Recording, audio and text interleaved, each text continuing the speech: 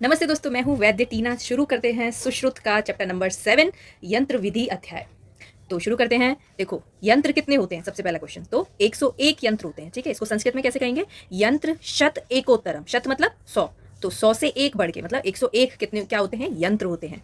ठीक, अब उसके बाद प्रधानतम यंत्र कौन सा होता है? तो हाथ। हमारा जो हाथ होता है दैट इज प्रधानतम। तो याद रखना, प्रधान नहीं है, ये प्रधानतम यंत्र है। ठीक है, तो इसमें बस यही याद रखना है। नेक्स्ट देखो, शल्य क्या होता है? शल्य क्या होता है ये भी पता होना चाहिए। ठीक है, जो मन शरीर बाधा कराणी। शल्य क्या होता है? जो शरीर के साथ में मन को भी बाधा पहुंचाए। ठीक है ना, मन में भी शल्य होता है, तो ये याद रखना है। उसके बाद क्या है? यंत्र क्या होता है? तेषाम आहरण उपायो यंत्राणी। मतलब शल्य को आहरण का जो उपाय होता है, उसको निकालने का जो उपाय होता है दैट इज यंत्राण। ठीक है, यंत्र होता है वो। उसके बाद क्या है? नेक्स्ट हम आते हैं यंत्र कितने प्रकार के होते हैं? ठीक है, तो यंत्र होते हैं 6 प्रकार के। कितने प्रकार के होते हैं? 6 प्रकार हैं। ठीक है, यंत्र 6 नहीं है। यंत्रों की संख्या तो कितनी है? पढ़ चुके हैं, 101 है। यंत्र के प्रकार हैं 6। तो क्या प्रकार हैं? ठीक है, ये देख लेते हैं। देखो, इसकी ट्रिक है, सब से तुला नहीं शला का उपयंत्र। ठीक है, सब से मतलब स्वास्तिक यंत्र, संदंश यंत्र, ताल यंत्र, नाड़ी यंत्र, शलाका यंत्र, उपयंत्र। ठीक है, सबसे तुला नहीं शलाका उपयंत्र। ठीक है, स्वास्तिक कितने होते हैं? 24। ठीक है, स्वास्तिक यंत्र की संख्या क्या होती है? 24। तो इसको कैसे याद रखेंगे? देखो, स्वास्तिक लगभग ऐसे बनाते हैं। ये हो गया 2 और ये 4। ठीक है, 4 ऐसे होता है, तो इसको 4 को ऐसे बना दिया हमने। ठीक है, तो ये स्वस्तिक की संख्या कितनी होती है? 24। होप आपको लर्न भी हो जाएगा ये ऐसे, उसकी शेप में ही लिखा हुआ है ना, स्वस्तिक की शेप में ही 24 है। संदंश है ना, संदंश कितना होता है? 2। ठीक है, तो इसको कैसे याद करेंगे? देखो, संदंश 2 होता है। जैसे मान लो दांत हैं, तो दांत ऊपर के दांत होते हैं, है ना, और नीचे के दांत होते हैं। ठीक है, तो अपन ऐसे याद कर सकते हैं, संदंश मतलब ऊपर की लेयर और नीचे की लेयर। ठीक है, तो 2 हो गया, संदंश दंश 2। उसके बाद क्या है? ताल यंत्र है ना। ताल यंत्र कितने होते हैं? 2, है ना। ताली बजाते हैं हम लोग, तो 2 हाथों से बजती है ना, तो ताल यंत्र मतलब 2। ठीक, उसके बाद क्या है? नाड़ी यंत्र है ना। नाड़ी कितनी होती है? 20। ठीक है, नाड़ी यंत्र कितना है? 20 है। तो नारी है ना, 20 साल की नारी, ऐसा याद कर सकते हैं। उसके बाद शलाका। शलाका होते हैं 28। सबसे ज़्यादा यंत्र है ना, कौन से हैं? 28 शलाका। और उपयंत्र कितने हैं? 25। ठीक है, उपयंत्र मतलब यंत्र तो थे ही, तो इन उपयंत्रों ने भी हमारा दिमाग क्या कर रखा है? 25 कर रखा है। ऐसे बोलते हैं ना, दिमाग 25 करके रखा है, तो 25। ठीक है, याद करने का तरीका है, आप अपना भी बना सकते हैं। उसके बाद क्या है? ये हमने पढ़ लिए इसके टाइप्स। अब देखो 7 नंबर श्लोक पे आते हैं।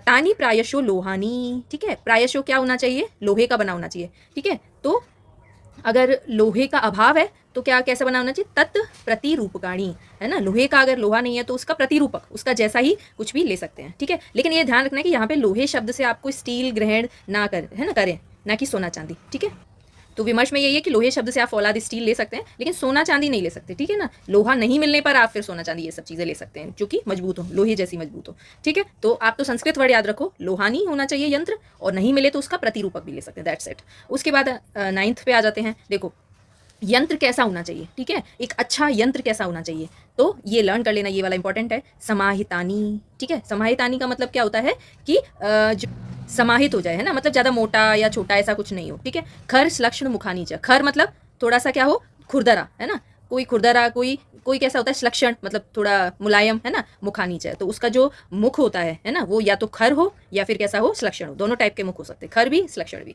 ठीक है, मुख की बात हो गई। उसके बाद क्या है? सुदृढ़, दृढ़ानी। दृढ़ मतलब मजबूत, सुदृढ़ानी, सुरूपाणी, है ना। रूप मतलब सुंदर भी होना चाहिए देखने में, मतलब एक अच्छी शेप होनी चाहिए उसकी। ठीक है, और सुग्रहाणी च, है ना। ग्रहाणी मतलब जो हाथ में इजीली पकड़ पाए जिसको। ठीक है, तो फिर से एक बार देख लेते हैं। देखो, समाहितानी यंत्राणी। ठीक है, क्या क्या? मुख कैसा होना चाहिए? खर श्लक्ष्ण मुखानी च, खर या फिर श्लक्ष्ण मुखानी च। सु, देखो इसकी ट्रिक क्या है? डॉक्टर जी, दृढ़ानी, रूपाणी, सु को हटा दो, दृढ़ानी, रूपाणी, ग्रहाणी, सुदृढ़ानी, सुरूपाणी, सुग्रहाणी चकार्यत। ठीक है, तो हमने तो इसको याद ही कर लिया था। समाहितानी यंत्राणी खर्च लक्ष्ण मुखानी च, सुदृढ़ानी, सुरूपाणी, सुग्रहाणी चकार्यत। ठीक है ना, तो ये हो गया। उसके बाद नेक्स्ट आ जाते हैं। ठीक है, ये इंपॉर्टेंट श्लोक है। उसके बाद 10th में क्या है? देखो, स्वस्थ। अब एक एक करके हम लोग क्या पढ़ेंगे? यंत्रों के बारे में पढ़ते हैं। स्वस्तिक यंत्र था, है ना। स्वस्तिक तो कितने टाइप स्वस्तिक के कितने थे? 24। ऐसे ऐसे और ऐसे ऐसे ऐसे बन गया स्वस्तिक। ठीक है, 2 और ये 4, उल्टा 4 है। ठीक है, तो 24 थे। उसके बाद ये देखो, लंबाई कितनी होती है इसकी? प्रमाण। ठीक है, इसका याद रखना, 18 अंगुल प्रमाण होता है। ठीक है, स्वस्तिक का कितना प्रमाण होता है? 18 अंगुल प्रमाण होता है। ठीक है, स्वस्तिक का प्रमाण 18 अंगुल। उसके बाद क्या है? फिर ये कैसे मुख होते हैं उसके? ठीक है, किसके समान मुख होते हैं? तो ये सारे जानवर दे रखे हैं, इनको पर्टिकुलर याद करने की जरूरत नहीं। सिंह का जैसा है कोई, भेड़िया, कोई भालू, गीदड़, हिरण, ये सब। ठीक है, तो इनके समान मुख कैसे भी मुख वाला हो सकता है जरूरत के हिसाब से। ठीक है, और मेन इंपॉर्टेंट चीज़ क्या याद रखनी है आपको, ठीक है, याद क्या रखना है, मसूर के समान कील, है ना, से दोनों सिरे क्या होते हैं, कील से सिरे पर मुड़े हुए एवं मूल भाग में अंकुश। देखो ये जो है ना कील, ये कैसी होती है, मसूर के समान होती है, ठीक है। तो मसूर की दाल के समान इन्होंने सिमिली दी है, तो कील, ठीक है, ये कील जैसे मान लो सीजर्स है तो कैंची में बीच में होता है ना कील जैसी, तो वो कैसी है, मसूर के समान की कील है, ठीक है। कील कैसी है, मसूर के समान, तो ये याद रखना है। उसके बाद जो मूल भाग है, मूल भाग में क्या होता है, अंकुश के समान मोड़े हुए पकड़ने के स्थान वाले होने चाहिए, ठीक है। तो मूल भाग जो है ये मूल भाग हो गया, तो ये कैसे होना चाहिए, अंकुश के समान होना चाहिए, ठीक है, अंकुश के समान पकड़ने वाले, है ना। उसके बाद तो दो चीज़ आपको क्या याद रखना है, एक तो मसूर के समान कील होनी चाहिए उसके बीच में, और मूल भाग में कैसा होना चाहिए, अंकुश के समान, ठीक है। उसके बाद इसका फंक्शन क्या है, वेरी इंपॉर्टेंट, ठीक है। स्वस्तिक का फंक्शन होता है, स्वस्तिक यंत्र का, अस्थि में अथवा जहाँ कहीं भी शल्य हो, अस्थि वाला याद रखना, ठीक है, अस्थि में या कहीं भी शल्य हो उसको निकालने में प्रयुक्त होता है, ठीक है। तो अस्थि विदष्ट शल्य उद्धरणार्थम, उद्धरणार्थ मतलब निकालना, ठीक है, उपतिष्ठन्ते, तो आपको अस्थि याद रखना है, ठीक है। स्वस्तिक अस्थि, है ना, स्वस्ति लिख रहा है ना, अस्थि इसमें खुद ही आ रहा है, देखो स्वस्तिक में अस्थि आ रहा है ना, स्वस्तिक अस्थि, ठीक है। तो अस्थि याद रहेगा, आई होप, ठीक है। तो आपको क्या रखना है, स्वस्तिक यंत्र कितने टाइप के होते हैं, 24, इसका प्रमाण कितना होता है, 18 अंगुल होता है, ठीक है। और इसकी जो वो कील होती है वो मसूर के समान है, और मूल भाग है अंकुश के समान, ठीक। तो आई होप याद हो गया है। उसके बाद नेक्स्ट आते हैं हम लोग देखो 11 नंबर श्लोक पे आते हैं। तो नेक्स्ट क्या है हमारा, सनिग्रह अनिग्रह, ये किसके टाइप है, संदंश यंत्र, स्वस्तिक हो गया, संदंश यंत्र पढ़ देते, ठीक है। इसके दो टाइप हैं, एक संदंश याद है ना, दो लेयर, दांतों की दो लेयर होती है, एक ऊपर एक नीचे, हो गया ना दो, तो दो टाइप के होते हैं, क्या दो टाइप हैं, एक सनिग्रह है और एक अनिग्रह, समझ रहे हो। निग्रह मतलब कि सनिग्रह मतलब हैंडल के साथ है, और ये देखो विदाउट हैंडल है, ठीक है। अनिग्रह मतलब विदाउट हैंडल, ठीक। उसके बाद ये कितना प्रमाण होता है, तो स्वस्तिक का कितना था 18, और इसका कितना प्रमाण है 16 अंगुल, है ना, लंबा होता है। तो ऐसे याद करो, एक स्टोरी है, ये देखो 16 साल की लड़की 2 दांत से हाथ को काटेगी, ठीक है, तो क्या होगा, त्वचा मांस सिरा स्नायु, है ना, इसको काट लेगी। तो देखो 16 साल की लड़की ये काट लेती है ना, तो 16 साल की लड़की 16 अंगुल लंबा है क्या, संदंश, दांत से काट लेती, 2 दांत से मतलब 2, सनिग्रह अनिग्रह, ठीक है। फिर देखो जैसे मान लो हाथ को ऐसे काटा, तो सबसे पहले त्वचा जाएगी, फिर मांस, फिर उसके नीचे से क्या जाएगा, सिराएं, और फिर स्नायु, ठीक है। तो काटने वाला तुमको ट्रिक याद रखना है, ठीक है। 16 साल की लड़की दांत से काटेगी, तो संदंश है ना, इसलिए हम लोग ऐसी ट्रिक बना रहे हैं। उसके बाद क्या होगा, तो सबसे पहले त्वचा, मांस, सिरा, स्नायु। तो ये हमने क्यों याद किया, क्योंकि त्वचा, इसका फंक्शन क्या होता है संदंश का, त्वचा मांस सिरा स्नायु में प्रविष्ट शल्य को निकालने के लिए यूज होता है, ठीक है। तो ये हो गया। उसके बाद नेक्स्ट आ जाते हैं 12th, ठीक है। 12th नंबर श्लोक में क्या है, ताल यंत्र आ जाते हैं, ठीक है। तो हमने क्या पढ़ लिया, स्वस्तिक पढ़ लिया, ठीक है, संदंश पढ़ लिया, नाउ ताल यंत्र, ठीक है। ताली दोनों हाथ से बजती है, तो मतलब 2, ठीक है, संदंश भी 2 और ताल यंत्र भी 2, ठीक है। तो 2 हो गया। फिर उसके बाद ये कितने अंगुल का होता है, 12 अंगुल का, ठीक है। ताली कब बजाते हैं, बार बार बार बार बार बार ताली बजाते रहते हैं, ठीक है। तो 12, ताली यंत्र कितना अंगुल लंबा होता है, 12 अंगुल लंबा होता है, ठीक है ना। I hope you are learning. उसके बाद क्या है, मत्स्य के तालू के समान, ठीक है, मछली की, ये भी थोड़ा सा इंपॉर्टेंट हो गया, ठीक है। मत्स्य तालू याद रखना, मत्स्य तालू के समान एक ताल या फिर 2 ताल, दो क्या टाइप हो गए, एक ताल हो गया, है ना, कुछ ऐसे ये स्कूप जैसा ये समझ सकते हैं, ऐसा कुछ यंत्र होता होगा, ताल यंत्र, ठीक है। तो या तो एक ताल मतलब एक साइड है ये ताल, या फिर दोनों साइड है ना, ये एक टाइप का स्पैचुला टाइप है ना।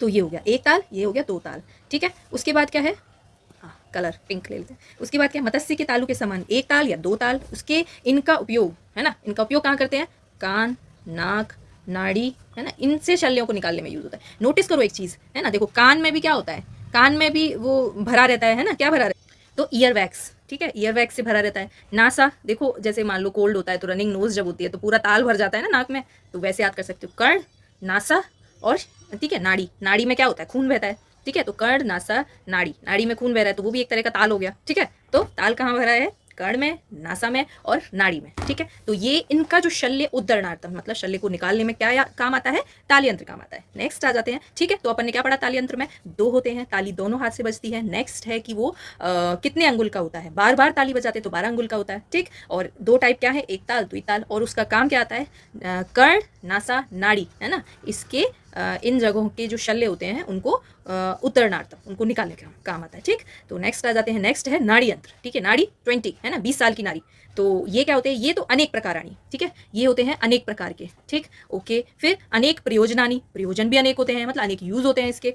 एक तो मुखानी, उभय तो मुखानी, ये भी मतलब जैसे ताल यंत्र था ना 1 और 2, एक ताल दो ताल, इसमें क्या है मुख है ना, हो सकता है ऐसे कप टाइप होता हो, ठीक है। तो नाड़ी यंत्र क्या एक एक मुख है या फिर दो मुख है ना। नाड़ी नाड़ी जान रहे हो ना कि एक पाइप जैसा, तो दो मुख हो गया, ठीक है। उभय तो मुखानी ये हो गया। उसके बाद हम इसके कर्म देख लेते हैं। तानी श्रोतोगत शल्य उद्धरणार्थम, ठीक है। तो जैसे ये पाइप जैसा है तो श्रोतस ऐसा होता है, तो श्रोतस के शल्य को निकालने के काम आता है। कोई भी शल्य फंस गया तो इसको क्या करेंगे, अंदर ऐसे डाल के लंबा ऐसे करके डाल के श्रोतस के हिसाब से लंबाई लेंगे और उसको शल्य को क्या कर लेंगे, निकाल लेंगे। तो ये ऐसे अंदर डाल के हम किसी भी, जैसे मान लो ये शल्य फंसा हुआ है तो इसको निकाल सकते हैं, ठीक है। तो श्रोतोगत शल्य उद्धरणार्थम। रोग दर्शनार्थम, सिंपल सी बात है, मान लो ये श्रोतस है, इसमें क्या हो गया, एक रोग हो रहा है यहाँ पे ऐसे रोग हो रहा है, एंडोस्कोपी टाइप समझ सकते हो, ठीक है। तो इसमें क्या है, इस रोग को देखने के लिए हम क्या यूज़ कर सकते हैं, अपना नाड़ी यंत्र यूज़ कर सकते हैं, एक पाइप जैसा। तो ये होता है, इसके अंदर से फिर जैसे मान लो एंडोस्कोपी करते हैं ईसोफेगस में देखने में, तो क्या करते हैं, अंदर कैमरा डालते हैं, ठीक है। तो ये उसके बाद पहला श्रोतोगत शल्य उद्धरणार्थम, दूसरा आप क्या करते हो, रोग दर्शनार्थम, रोग का दर्शन। तीसरा आचूषणार्थम, ठीक है, इससे यहाँ पे मुंह लगा के चूस भी सकते हैं ना, पहले उतनी ज़्यादा टेक्नोलॉजी और ये सब नहीं होता था, तो रोग आचूषणार्थम, ठीक है। और चौथा क्या होता है, क्रिया स्वकार्यम, है ना, क्रिया में हेल्प कर, आप यहाँ से देख रहे हो तो this is helping in the process, है ना। तो क्रिया का स्वकार्य, जैसे मान लो आप कोई भी प्रोसीजर कर रहे हो, कोई भी शल्य का प्रोसीजर कर रहे हो, तो क्रिया के स्वकार्य में आपको, है ना, क्रिया मतलब चिकित्सा के हेल्प करता है, ठीक है। तो पहला श्रोतोगत शल्य उद्धरणार्थम, दूसरा रोग दर्शनार्थम, तीसरा क्रिया स्वकार्यम, है ना, और चौथा आचूषणार्थम, ठीक है, चूसने में। तो सिंपल सी चीज़ है, अगर आप इसकी शेप जान रहे हो कैसी शेप है तो आप खुद बता सकते हो कि क्या क्या काम करने के ये यूज़ में आ सकता है, ठीक। नेक्स्ट आते हैं नाड़ी यंत्र कितने हैं, ठीक है। नाड़ी 20 साल की नारी है ना, तो क्या क्या है ये भी देख लेते हैं और देखते हैं, है ना। वैसे तो लिखा हुआ है कि नाड़ी यंत्र कितने हैं, अनेक प्रकाराणी और अनेक प्रयोजनानी, ठीक है, लेकिन ये दे रखे हैं थोड़े बहुत इनके प्रकार दे रखे हैं ना 20 प्रकार, जैसे भगंदर, तो ये भी थोड़ा कभी कभी ये भी पूछा जाता है किसी एमओ वगैरह के एग्जाम में, ठीक है। तो भगंदर 2, अर्श 2, ठीक है। व्रण एक प्रकार का, ठीक है। बस्ती है ना, बस्ती जैसे मान लो चरक ने बस्ती कितने टाइप की बताई है 3 टाइप की बताई है, तो बस्ती यहाँ पे 4, एक ऐड कर दो, ठीक है, 4 टाइप की बस्तियां हैं। उसके बाद क्या है, मूत्र वृद्धि एक है, तो एक वाले तो आप छोड़ ही दो, मूत्र वृद्धि एक है ना। उदकोदर एक टाइप का है। धूम, धूम वैसे भी 3 टाइप का होता है ना, प्रायोगिक, स्नेहिक, विरेचनिक, तो धूम 3 ही हो गया, ठीक है। निरुद्ध प्रकाश, ये अपन शल्य में पढ़ेंगे, है ना, आगे पढ़ेंगे, निरुद्ध निदान स्थान में निरुद्ध प्रकाश। सन्निरुद्ध गुद, है ना, निरुद्ध प्रकाश, सन्निरुद्ध गुद, गुद की आगे भी, ये एक एक है सारा, सन्निरुद्ध गुद, निरुद्ध प्रकाश, है ना। अलाबू, ठीक है, अलाबू एक, श्रृंग यंत्र, ये सब यंत्र हैं, ठीक है। अलाबू यंत्र, श्रृंग यंत्र, ठीक है, इन सब को यूज़ करते हैं, ठीक है। तो भगंदर, अर्श, ये सब यंत्र हैं। भगंदर के 2 टाइप के, अर्श के 2 टाइप के, व्रण के 1 टाइप, है ना, एक तो छोड़ो, भगंदर अर्श 2 2, फिर बस्ती, ठीक है, 3 होती है लेकिन एक और ऐड कर दो 4, फिर उत्तर बस्ती, उत्तर बस्ती एक ही होती है तो उसको उसमें भी एक ऐड कर दो तो 2 हो गया, है ना। मूत्रवृद्धि 1, उदकोदर 1, एक छोड़ो, फिर धूम, धूम से क्या याद रखोगे कि वैसे भी धूम के प्रकार भी 3 होते हैं और धूम यंत्र के भी प्रकार कितने हैं, 3 है, ठीक। निरुद्ध प्रकाश 1, सन्निरुद्ध गुद 1, है ना, अलाबू श्रृंग ये सब 1, ठीक। नेक्स्ट आते हैं हम एक और इंपॉर्टेंट टॉपिक, है ना, यंत्र एक और लास्ट बचा ना, शलाका यंत्र, है ना, शलाके के बाद उपयंत्र भी बचेगा, ठीक है। शलाका यंत्र भी, है ना, नाड़ी यंत्र की तरह, नाड़ी यंत्र अनेक प्रकार आया था, शलाका नाना प्रकार, ठीक है, नाना प्रकार के होते हैं, अलग अलग प्रकार के होते हैं। प्रयोजन भी नाना प्रकार का होगा, अलग अलग प्रकार का होगा। यथा योग परिणाम दीर्घाणी, जैसी आपकी जरूरत हो वैसा ही आप मोटा या लंबाई आप वैसी ले सकते हो, इसीलिए शलाका की लंबाई यथा योग, ठीक है, जैसा प्रयोग आप करना चाहो, ठीक है। इसका देखो नाड़ी यंत्र में भी ये वाला काम दे रखा था, श्रोतोगत शल्य उद्धरणार्थम, है ना, श्रोतस के शल्यों को निकालने के काम आता है, ठीक है। और नाड़ी यंत्र भी यही काम आता है और शलाका यंत्र भी यही काम आता है, ठीक है। तो अपन अलग अलग थोड़े शलाका यंत्र देख लेते हैं जो 28 प्रकार बताए हैं। देखो, एक तो हो गया गंडू पदमुखी, है ना, एक टाइप का जैसे अर्थवॉर्म टाइप, है ना। तो गंडू पदमुखी ये क्या करेगा, एषण, है ना, एषण के काम करता है ना, एषण का काम करता है, ये ऐसा कुछ होता है ना, गंडूपद ब्लंट होता है थोड़ा सा, तो ये क्या करेगा, एषण, है ना। जैसे मान लो कोई भगंदर है अंदर, तो एषणी डाल के देखते हैं, एषणी डाल के क्या देखते हैं हम लोग, कहाँ तक गया है इसका पस, ठीक है। तो एषण इसी को कहते हैं। उसके बाद क्या है, सर्प फण मुख, है ना, तो गंडूपद मुखी एषण, ठीक है, केंचुआ, तो ये जमीन में गंडूपद, है ना, गंडूपद मुखी ऐश। तो जैसे मान लो अर्थवॉर्म केंचुआ जो होता है गंडूपद, वो क्या करता है, ऐश करता है, ठीक है, ऐसे याद कर सकते हो। फिर सर्प फण मुखी, है ना, सर्प फण, जैसे मान लो ये सर्प है ना, तो ये इसका फण हो गया, तो सर्प फण, ठीक है, तो ये देखता भी तो है, तो सर्प फण मुखी मतलब व्यूहन, देखना, है ना, तो ऐसे याद हो जाएगा। उसके बाद सरपंखा, है ना, सर पे पंखा चलता है, ठीक है, तो पंखा चालन, ठीक है। ये सारे 2-2 हैं, ये 2-2 वाले तो उतना याद करने की जरूरत नहीं है, जो कुछ अलग होंगे वो याद करेंगे, है ना। ये तो 2-2, सर पे पंखा 2, ठीक है। बड़िश मुखी, है ना, तो अपन आगे शस्त्र में भी पढ़ेंगे, है ना। बड़िश शस्त्र भी है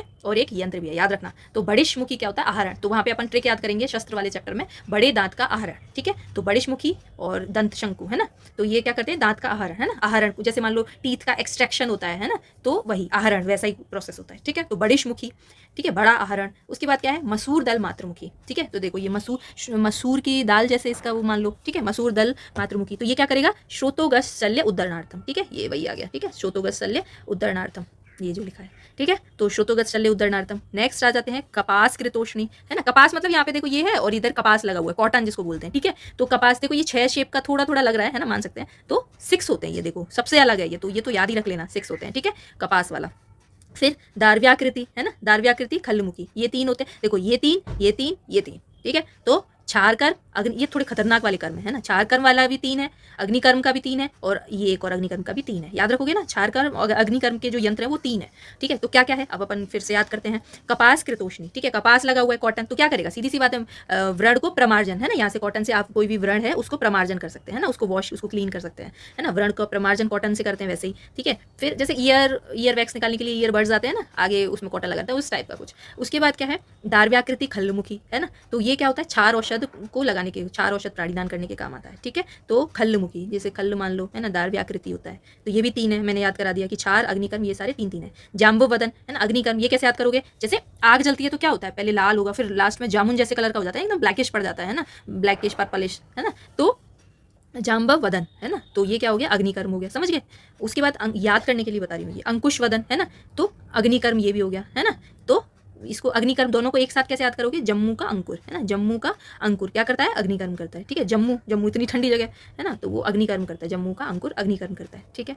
उसके बाद क्या है, कोल अस्थि में क्या है, एक होता है ना, ये एक है, अंजन भी एक है, अंजन शलाका, और मूत्र मार्ग विशोधनी शलाका भी एक है, ठीक है। तो कोल अस्थि समझ ही रहे होंगे, कोल का मतलब क्या होता है, बेर, और अस्थि मतलब उसकी गुठली, तो बेर की गुठली। तो बच्चे होते हैं ना, बेर खाने के बाद गुठली कभी कभी नाक में डाल लेते हैं, तो नासा अर्बुद, ठीक है, नासा अर्बुद हरण, ठीक है। तो कोल अस्थि दल याद हो गया ना, नासा अर्बुद हरण में काम आती, कोल अस्थि दल वाला यंत्र। उसके बाद क्या है, अंजन शलाका, है ना, अंजन ऑब्वियसली अंजन लगाने के काम आएगा, अंजनार्थ। तो ये देखो पहले कितने रानी, उनके पास कितने अंजन की एकदम प्रॉपर सुंदर सी शलाका होती थी, है ना। तो ये देखो ये पुष्प, है ना, पुष्प के मुकुल, तो ये तो थोड़ा सा शार्प जैसा होगा, तभी तो मतलब थोड़ा अंजन लगा पाएंगे। तो पुष्प मुकुल के अग्रभाग के समान होता है, ठीक है, ये हो गया। उसके बाद क्या है, मूत्र मार्ग विशोधनी शलाका, है ना, मूत्र मार्ग वाली क्या है, मालती, मूत्र मार्ग और मालती, मामा, ठीक है, मालती पुष्प वृंताग्र प्रमाण, ठीक है, मालती एक फ्लावर भी होता है, ठीक है। तो मालती पुष्प वृंताग्र प्रमाण, ठीक। और उसके बाद हम एक ये तीनों का एक एक नंबर है, बाकी स्पेसिफिक कपास वाला याद रखना, ठीक है, 6 शेप का 6 हो गया। और उसके बाद ये बाकी के सारे क्या हो गए, 2 टाइप के, है ना, 2 हो गए, ठीक। और ये सारे एक एक हो गए, और बाकी ये 3 आपको क्षार अग्नि और अग्नि वाला 3 हो गया, और ये क्या हो गया, 6 हो गया, ठीक। तो I hope it's clear to you. Next आते हैं हम लोग उपयंत्र। उपयंत्रों ने क्या कर रखा है, दिमाग 25 करके रखा है, ठीक है। तो 25 होते हैं ये। तो इसमें क्या है, उपयंत्र में जैसे मतलब जो नॉर्मल सी चीज़ें होती हैं उसको हम ये उपयंत्र मान सकते हैं। जैसे मान लो रज्जू मतलब रस्सी, वेड़िका, है ना, रज्जू वेड़िका, पट्ट, है ना, पट्टी, चर्म, फिर उसके बाद क्या है, अंतरछाल, अंतरवल्कल, वल्कल मतलब छाल, लता, ठीक है, वस्त्र कोई भी, अष्ठीला, है ना, अष्ठीला, अश्म, और मुद्ग, है ना, इवन मुद्गर, पाणी, पाद, तल, ये सब भी सब यंत्र है, ठीक है। प्रधानतम यंत्र क्या बताया था, तो ये कमेंट्स में लिखना आप, है ना।